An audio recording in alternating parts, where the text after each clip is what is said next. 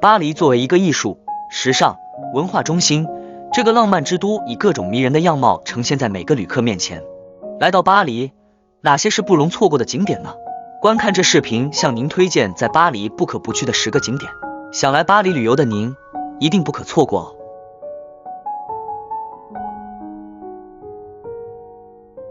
来巴黎旅游，当然不可以错过巴黎的标志性建筑埃菲尔铁塔。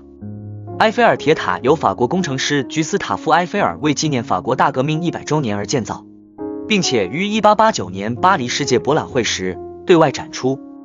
高324米的巴黎埃菲尔铁塔，每年接待近700万世界各地的游客，并成为巴黎最受游客欢迎的景点之一。巴黎埃菲尔铁塔拥有3层平台，第一层位于距地面58米的高度，著名的58号埃菲尔铁塔餐厅法式餐厅就在此。第二层则位于115米的高空，还有是位于275米高空的第3层。在第3层平台，您可以在一览巴黎美景的同时，参观居斯塔夫·埃菲尔工程师当时的工作室，登上324米高的巴黎埃菲尔铁塔，一览美丽的巴黎全景是绝对不可错过的行程。您可以选择乘坐电梯登塔，售票窗口就在铁塔下，但因为游客众多，可能需要排上好几个小时的队，才能登上塔顶一饱眼福。又或者您可以选择走楼梯，但因为铁塔的高度，登塔需爬上1665阶楼梯，让不少游客们望塔兴叹。小小提示，巴黎铁塔每天日落后到夜晚11点的每个小时都有金黄色灯光秀，每次持续5分钟，并同时点亮聚光灯，照亮整个巴黎。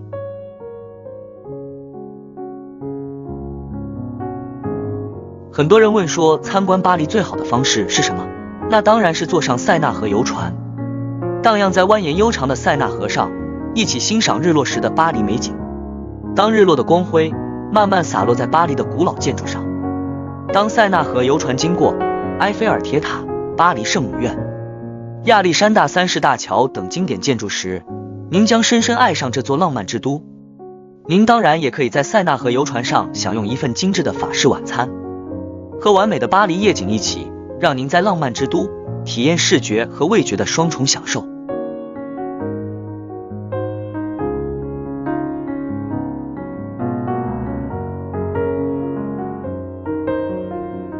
这一座美丽又浪漫的古罗马建筑群中的佼佼者，凯旋门是由拿破仑一世委托吉恩夏尔格兰在19世纪初为纪念法国军队打败俄奥联军的胜利所建造。时至今日，巴黎凯旋门已成为了全世界为纪念战争胜利中最雄伟的纪念碑，让人为之惊叹的经典大气浮雕，墙上558位为法国胜利而牺牲的法国英勇战士的姓名，以及凯旋门下的无人烈士墓，都让您不得不感叹法国战士的英勇。凯旋门高50米，长45米，宽22米，坐落于巴黎浪漫的香榭丽舍大道上的心形广场上。凯旋门的上方有一个超大平台，可以让游客尽情享受香榭丽舍大道的完美全景。被誉为世界最美丽大道的巴黎香榭丽舍大道，长1.9公里，介于凯旋门和协和广场之间，吸引着成千上万的世界各地游客。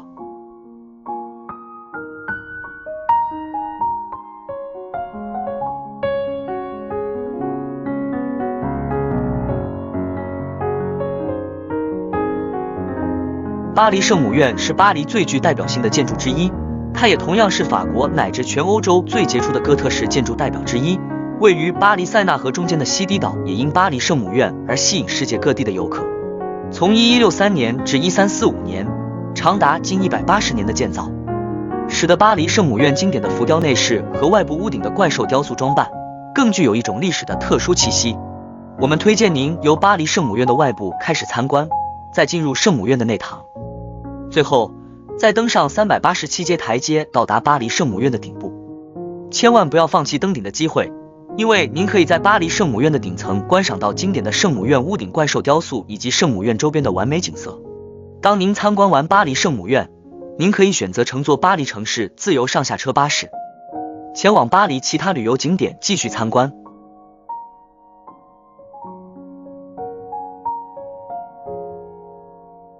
卢浮宫是全球参观人数最多的艺术博物馆，它坐落于巴黎的市中心，这座历史悠久的艺术皇家殿堂，以其21万平米的占地面积和其6万多平米的展览面积，让全世界的艺术和历史爱好者不远千里来卢浮宫参观。巴黎卢浮宫拥有8个不同展厅，每个展厅都有不同的珍藏与风格。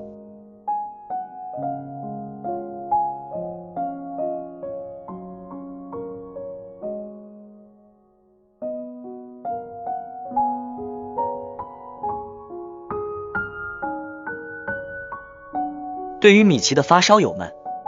当然不可以错过坐落于距离巴黎市区32公里远的巴黎迪士尼乐园。巴黎迪士尼乐园拥有2座园地，迪士尼主题乐园和华特迪士尼工作室的复原。巴黎向游客展示了成千上万个不同的面貌，取决于您访问的地方和您欣赏的时刻，因此有许多不同的方式可以发现和热爱巴黎。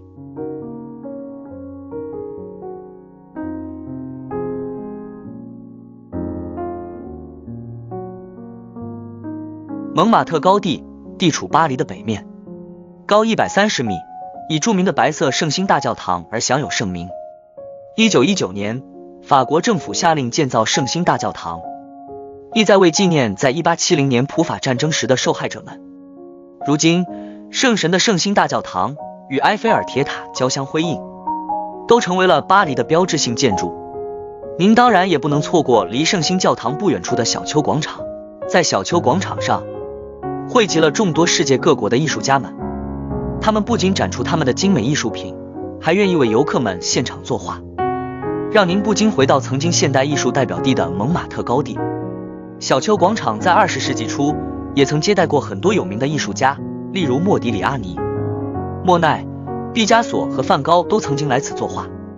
融汇了西班牙油画和雕塑的达利蒙马特空间。坐落于小丘广场的附近，也是来蒙马特的您不可不去的博物馆之一。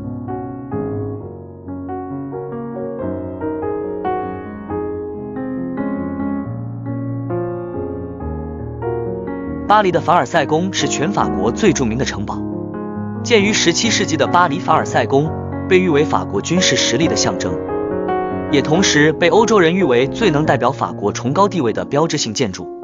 凡尔赛宫复杂的宫廷结构、精致的欧式花园与露台是来巴黎旅游的您不可不去的经典景点之一。您将在凡尔赛宫参观到旧时法式皇宫的精美摆设、欧式贵族家具装饰以及文艺复兴时期的精美艺术作品。当您参观凡尔赛宫时，您可以先从国王的大居室开始参观，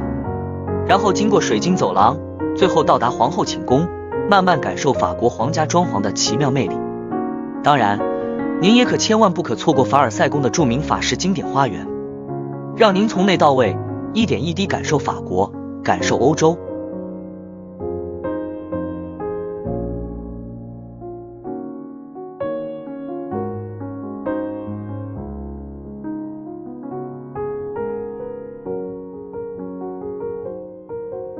卢森堡公园原是一座古老的私家花园，却由1612年法国国王亨利4世的王后玛丽德美第奇首肯下向公众开放。卢森堡公园围绕着现今的法国参议院所在地卢森堡皇宫，由法国著名园艺师安德烈·勒诺特尔精心打造，由106座精美的铜制雕塑、3座精美的喷泉和一个果园组成。果园里种植了各种苹果树，一个养蜂场，还有一个布满蝴蝶兰的精美温室。当您漫步于卢森堡公园时，您会有心旷神怡的奇妙感觉。在卢森堡公园，除了您可以放松心情，您也可以同样享受悠闲的娱乐活动。卢森堡公园也是法国网球公开赛的举办地点，很多照片展也经常在卢森堡公园的广场上举办。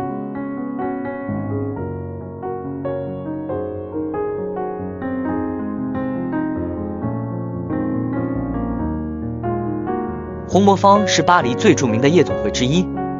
凭借热情的康康舞女郎而让全世界闻名。坐落于蒙马特高地脚下的皮加勒区，由约瑟夫·奥勒和查尔斯·蔡德勒在1889年而建成。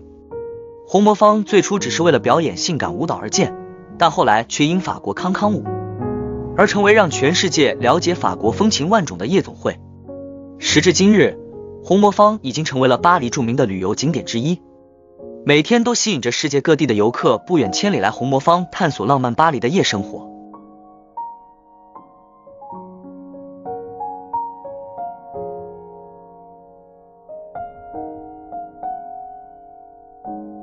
今天的视频就到这里，感谢大家的观看。